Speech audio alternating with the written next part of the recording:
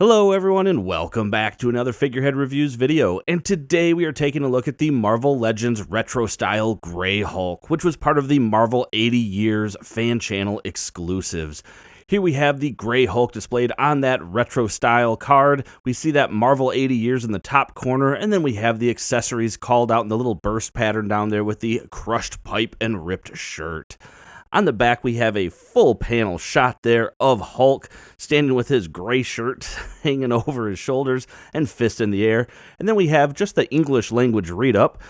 Accidentally exposed to gamma radiation, scientist Bruce Banner gains super strength, stamina, and invulnerability at the cost of his genius.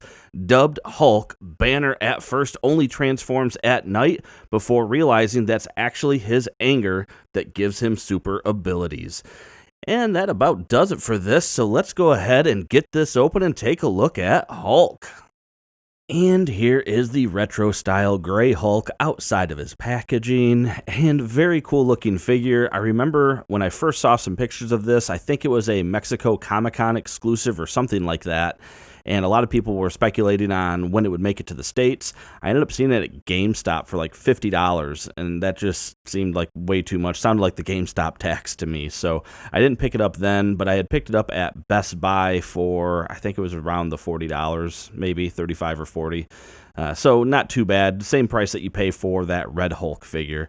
So very cool looking figure though, and we've certainly gotten many variations to Grey Hulk throughout the years in the comic books, but it is very much obvious that this one is inspired by his very first appearance in Incredible Hulk #1, where you can see during his first transformation he is wearing an orange shirt, and then Hulk is also wearing that orange shirt throughout.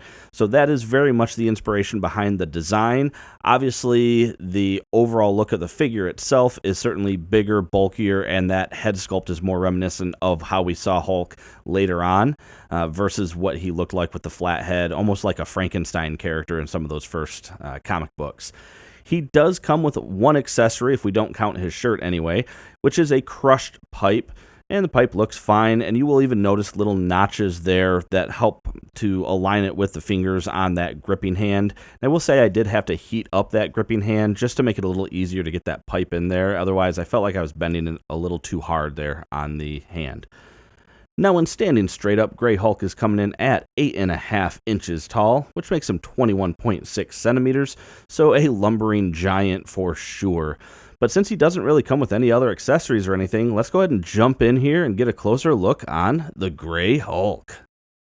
And getting up close here on this sculpt, we can see a very cool looking design. I never really noticed how small his nose is for the rest of his face. I mean, that is a really small nose given the rest of him. And some of that paint looks like it's just a little sloppy there, like on his upper lip and around his eyes. I don't know, that doesn't look great. The hair, we can see just that bowl cut, and then he does have some shading there in the hair, so it does look really good. But they did a really good job of making this one just look kind of like a big, dumb creature, which, I mean, the Hulk has definitely gone through his various phases, and being a dumb creature is certainly one of those phases.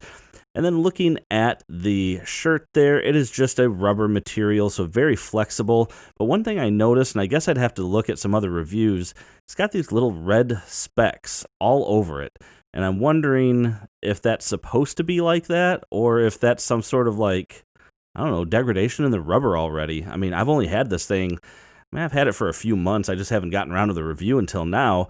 But I can't imagine that rubber is already, degraded. So maybe it's supposed to be like that. Leave a comment down below if you have this figure. Take a look at it. Does yours have the red specks on the orange shirt? Let me know. But the shirt itself does look really cool. It is, very much just ripped and torn, and I really like how they did the edges. And I like that it is removable, and just being this soft piece, it's easy to pose with it still on. Now, looking back at the figure, though, without the shirt on, you can see we get some good shading there in between some of the muscles just to help highlight that. But unfortunately, it pretty much ends right there and at the neck. We don't see it on the abs anywhere. We don't see it on the arms anywhere. So, I mean, they had good intentions. And then even looking at the head there, looks like it's darker than the rest of the body. It looks like either they did too much shading there to the point where it doesn't match, or it just didn't match to begin with. So that is a little odd seeing that. It almost helps having that orange shirt on there. And one thing I did want to point out, be careful. Yeah, I did that. I knew about this, and I was trying to be careful, flexing it gently, but I still scratched it. Looking down at the pants, though, we'll start on the back here. We can see some blue highlights throughout, and that actually is really nice. It does help make the pants just sort of stand out with as far as the details. And then we can see we get some white around the rips. So I really like the pant sculpt that they've done with these various Hulk figures. And then looking even at the hands, we actually do get some, well, on that thumb, but on this hand, we do actually have some paint on the fingernails, which looks very good. And same thing on the toes, we actually have some paint on the toenails. So they really did a good job on the paint with this one on that part, but I still wish we would have gotten more along with the shading, because, yeah, it's just so abrupt to just be there and then that's it. Now, looking at the articulation, so you do have a head that can go all the way around. He can look down, not too bad. Look up. Boy, look at the profile shot, too, how much different the head looks. Man, that is really jarring now that I'm looking at it under these lights. Very different.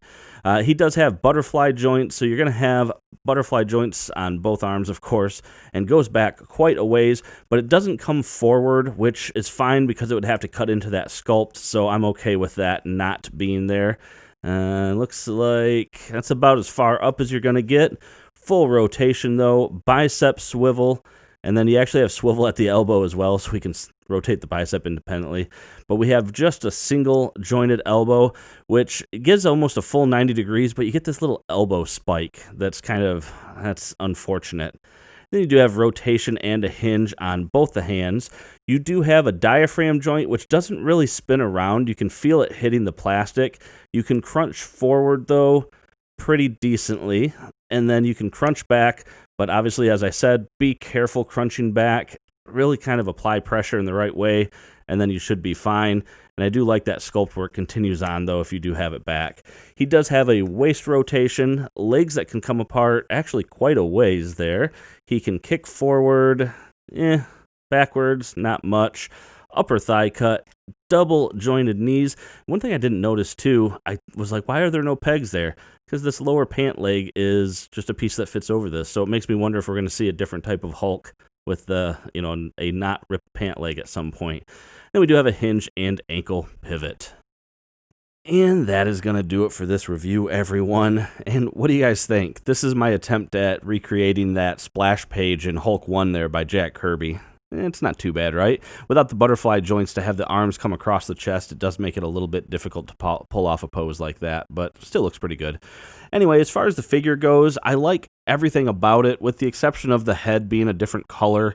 Well, I shouldn't say color, just the shading on the head being so much more prominent than the rest of the body, and I'm not a fan of the fact that just the upper torso is the only area where we get that shading. Just a little bit more details would have been kind of cool, I guess. So with that being said, that's kind of nitpicky. Still a great figure. I like the posability and things like that on him. So if you can find him for retail, which is give or take $40, I think he's worth picking up to add to the collection. However, I'm always one that if I have to pay too much more than retail on some figures, I better really like it. And if I had to pay $50 to $60 for this, I probably wouldn't get it. So that's just me. I will mention, too, in order to get this head looking this far up, it's actually just sitting on the ball joint. So there are some limits to that articulation, which can be a bummer. But anyway, that is it for this review. If you like this review, make sure to hit that thumbs up. Subscribe for more content just like this. And as always, thanks for stopping by and watching my video, and have a great day.